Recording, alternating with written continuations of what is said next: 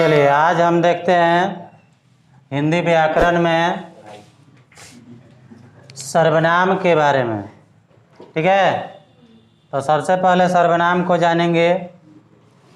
सर्वनाम है क्या, इसका प्रयोग हम लोग क्यों करते हैं। तो सर्वनाम जो है वो संज्ञा के बदले में प्रयुक्त होने वाला शब्द होता है। संज्ञा के बदले में प्रयुक्त होने वाले शब्द को क्या कहते हैं, सर्वनाम कहते हैं। और यह क्यों प्रयुक्त होता है, तो जब हम कोई पैराग्राफ लिखते हैं तो एक शब्द बार बार रिपीट नहीं करे। जैसे मान लो राम के बारे में वर्णन किया जाए कि राम जो है दशरथ के पुत्र हैं, राम बन गए, राम के दोस्त कौन थे, विभीषण थे, राम ने रावण को मारा।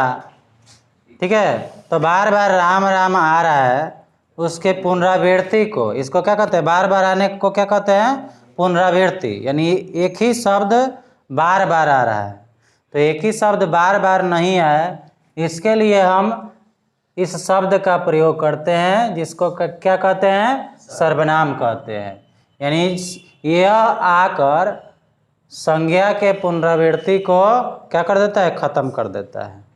ठीक है, तो संज्ञा के बदले में प्रयुक्त होने वाले शब्द को क्या कहते हैं, सर्वनाम कहते हैं। इंग्लिश में इसको कहोगे प्रोनाउन।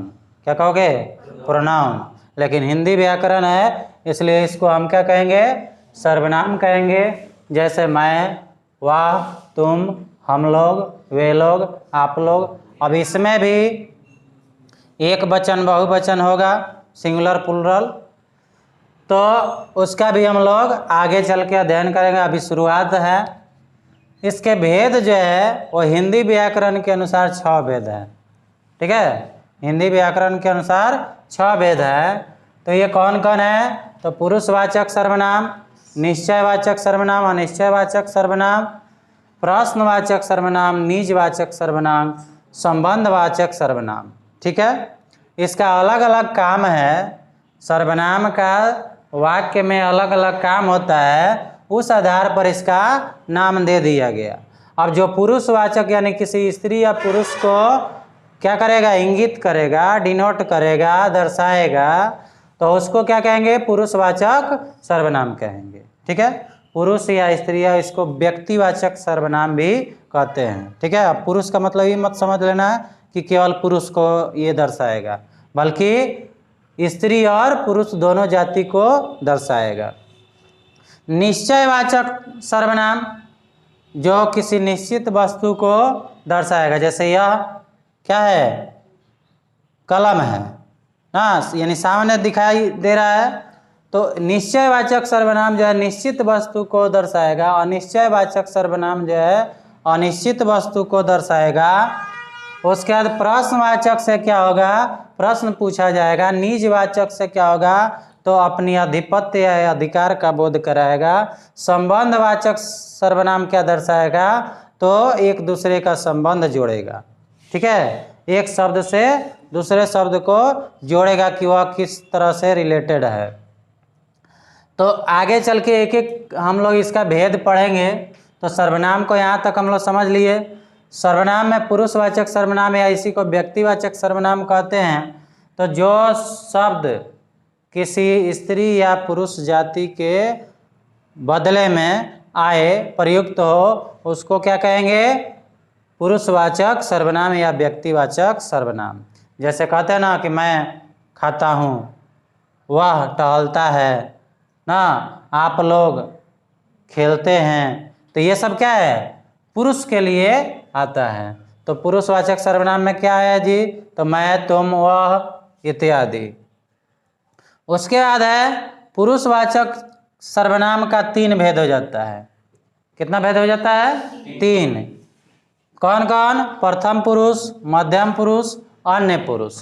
प्रथम माने जो कहने वाला होता है, बोलने वाला होता है, लिखने वाला होता है, पढ़ाने वाला होता है, जो भी हो, जो करता हो, उसको प्रथम पुरुष कहते हैं। और किसे पढ़ाता है, किसको कहता है ना, किससे बात करता है, तो वो हो जाएगा मध्यम पुरुष यानी बीच वाला। और जिसके बारे में पढ़ाया जाता है वह क्या हो गया, अन्य पुरुष हो गया। जिसके बारे में पढ़ाया जाता है वो अन्य पुरुष हो गया। ठीक है, जिसके बारे में कुछ कहा जाता है उसको अन्य पुरुष कहते हैं। जैसे एग्जाम्पल लेते हैं कि मैं तुमसे कहता हूँ ना कि मैं मोहन को अंग्रेजी पढ़ाता हूँ, मैं मोहन को अंग्रेजी पढ़ाता हूँ। ठीक है, तो मैं क्या हो गया, काम करने वाला, बोलने वाला, तो मैं हो गया प्रथम पुरुष। और तुमसे कह रहा हूँ तो तुम हो जाओगे मध्यम पुरुष। और किसको पढ़ाता हूँ, अन्य पुरुष, यानी सुनने वाले को मध्यम पुरुष, और जिसके बारे में कुछ कहा जाता है उसको क्या कहते हैं, अन्य पुरुष कहते हैं। तो इस तरह से ये क्या हो गया जी, तो उत्तम पुरुष या प्रथम पुरुष, बोलने लिखने कहने वाले को उत्तम पुरुष कहते हैं। जैसे मैं हुआ, हम लोग हुए। इंग्लिश में भी आई और वी को फर्स्ट पर्सन कहा जाता है, पढ़े होगे तुम लोग। उसके बाद सुनने वाले को मध्यम पुरुष, जैसे तुम हुआ, और तुम अपने से छोटे को कहते हैं, जैसे तुम पढ़ते हो, लेकिन वहीं थोड़ा रेस्पेक्ट देने के लिए, अच्छा अपने से बड़े को कहने के लिए आप कहते हैं। बात वही है, अर्थ वही रहेगा, लेकिन थोड़ा सा रेस्पेक्ट आ जाएगा। इसमें थोड़ा सा रेस्पेक्ट नहीं मिलता है। जैसे तुम कहा जाएगा तो तुम जो है वो थोड़ा सा रेस्पेक्टेबल वर्ड नहीं हुआ, लेकिन आप कहेंगे कि आप लोग बहुत अच्छे हैं, और वहीं तुम लोग कहा जाएगा तो थोड़ा सा क्या होगा, इरेस्पेक्टेबल वर्ड हुआ। तो तुम या आप दोनों का अर्थ क्या हुआ, तो दोनों क्या है, मध्यम पुरुष है। और अन्य पुरुष जिसके बारे में कुछ कहा जाए उसे अन्य पुरुष कहते हैं। जैसे वह, यह, वे, ये ना, वे लोग ना, वह लोग, ये सब जो है क्या आता है, अन्य पुरुष में आता है।